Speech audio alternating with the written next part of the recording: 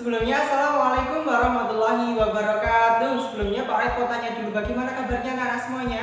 Pastinya baik ya, Alhamdulillah kita masih diberi kesempatan untuk bertemu dalam pembelajaran IPS, Ilmu Pengetahuan Sosial kelas 5. Anak-anak sekalian, hari ini kita akan belajar tentang aktivitas masyarakat di sekitar.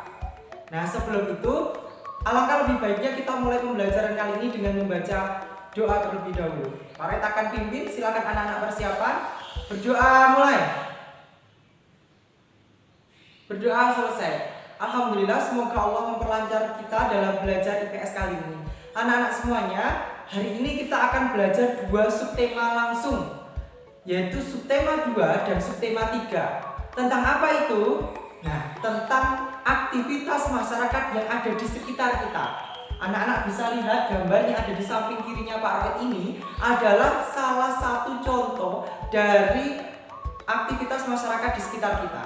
Belajar IPS itu mudah, nak. Kenapa? Karena belajar IPS itu yang kita lihat adalah keadaan masyarakat sekitar, keadaan alam sekitar kita yang kita amati dan kita lihat. Dan pastinya anak-anak sering menjumpai itu. Paham ya anak-anak sekalian? Apakah anak-anak semuanya sudah siap? Kalau sudah siap, Pak Red akan sampaikan materi tentang aktivitas masyarakat di sekitar kita, subtema 2 dan subtema 3 pada tema 6. Siap ya? Materinya berikut ini ya anak-anak semuanya. Nah, baik anak-anak semuanya, hari ini kita akan belajar IPS tema 6, subtema 2 dan 3 tentang aktivitas masyarakat di sekitar kita. Nah, kita mulai ya pembahasannya. Pertama, aktivitas masyarakat di lingkungan sosial. Pak Red akan jelaskan 4 poinnya. Pertama, manusia merupakan makhluk sosial yang tidak dapat hidup sendiri. Kemudian, manusia harus menjalin interaksi dengan lingkungan sekitar, baik lingkungan alam maupun lingkungan sosial. Kemudian yang ketiga, interaksi antara manusia dengan lingkungan merupakan suatu hubungan timbal balik yang saling mempengaruhi. Kemudian yang keempat, pengaruh inti terlihat dari keberagaman aktivitas masyarakat. Itu adalah 4 poin dari aktivitas masyarakat dalam lingkungan sosial. Kemudian kita lanjutkan pembahasannya ya.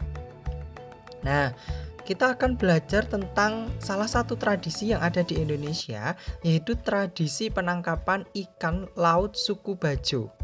Di situ ada keterangannya anak-anak. Yang pertama, suku Bajo merupakan salah satu suku yang tidak terpisahkan oleh laut.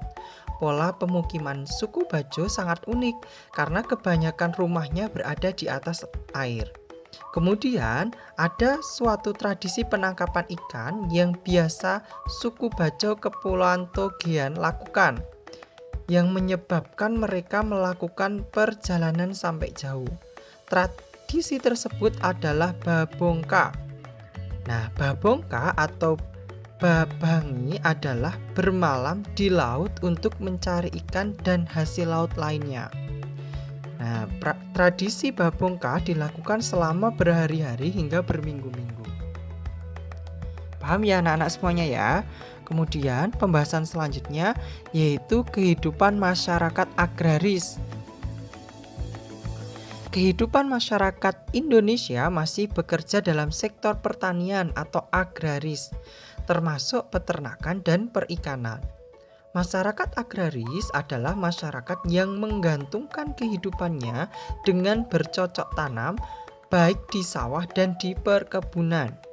Kehidupan masyarakat agraris didasarkan pada kekeluargaan. Salah satu ciri kehidupan masyarakat desa adalah adanya semangat gotong royong. Biasanya masyarakat agraris itu terdapat di desa. Nah, salah satu cirinya adalah semangat gotong royong. Kehidupan masyarakat agraris masih jauh dari modernisasi, atau dengan kata lain masih hidup secara tradisional. Contohnya dalam bertani masih menggunakan tenaga hewan, misalnya menggunakan tenaga sapi untuk melakukan kegiatan pembajakan yang ada di sawah.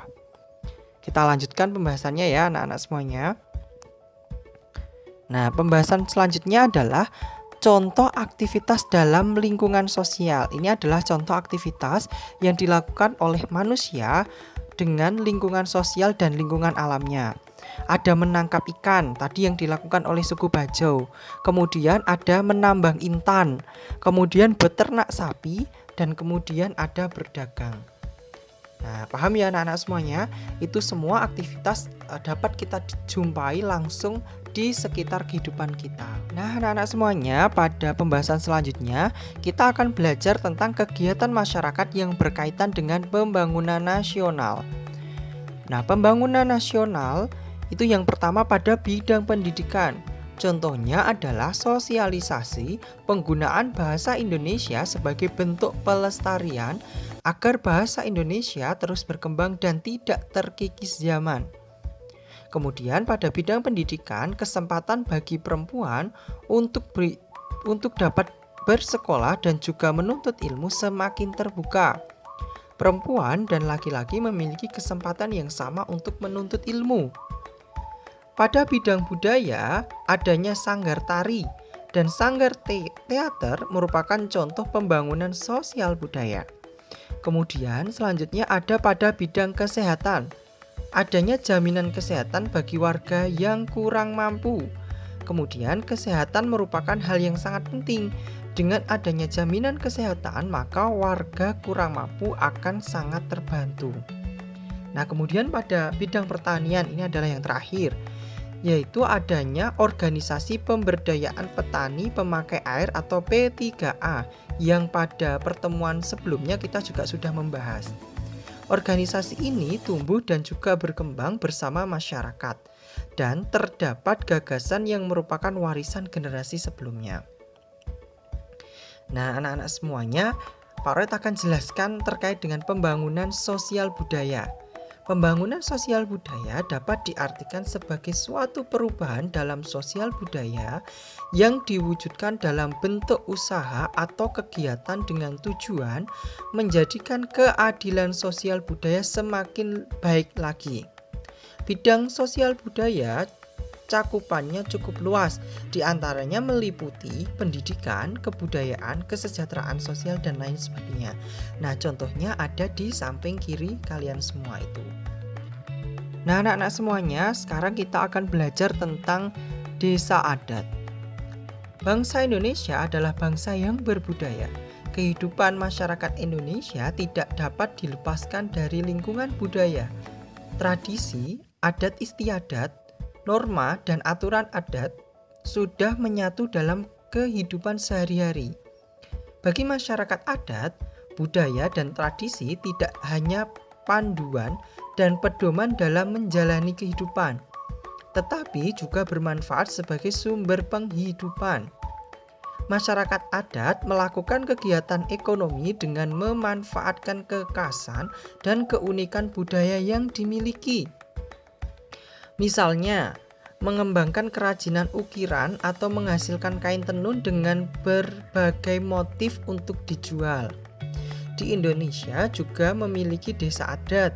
Contohnya, dari desa adat adalah Desa Adat Kampung Naga di Tasikmalaya, Jawa Barat, Desa Adat Sade di Lombok atau NTB, Desa Adat Kampung Tarung di Sumba Barat atau NTT. Kemudian ada contoh lainnya yaitu Desa Adat di Trunyan, Bali, Desa Adat Toraja, Desa Adat Wai Rebo di Flores, Desa Adat Paringan di Tanah Datar, Sumatera Barat. Nah, pemerintah dan masyarakat adat menjaga keberadaan desa adat dengan tujuan untuk melestarikan budaya dan adat istiadat dalam desa tersebut. Bagaimana anak-anak semuanya? Apakah sudah paham? Sudah paham ya? Kita akhiri pembahasan IPS tema 6, subtema 2, dan subtema 3. Baik, alhamdulillah anak-anak semuanya kita telah belajar IPS tema 6, subtema 2 dan 3. Alhamdulillah kita telah selesaikan tema 6 anak-anak semuanya dan alhamdulillah sekali hari ini kita telah menyelesaikan pada materi aktivitas masyarakat di sekitar kita. Anak-anak semuanya, Pak Roet berpesan bahwa buku yang telah diberikan ke kalian itu adalah buku yang sudah menjadi milik kalian. Jangan pernah bosan untuk membaca dan jangan pernah bosan untuk menggarisbawahi. Karena ini sudah semester 2 dan anak-anak sudah dipersiapkan untuk memasuki kelas 6. Paham anak-anak semuanya? Sekian ya pembelajaran IPS kali ini. Pak Raid berpesan ibadahnya jangan lupa dan tetap jaga kesehatan. Sekian Pak Raid akhiri. Wassalamualaikum warahmatullahi wabarakatuh.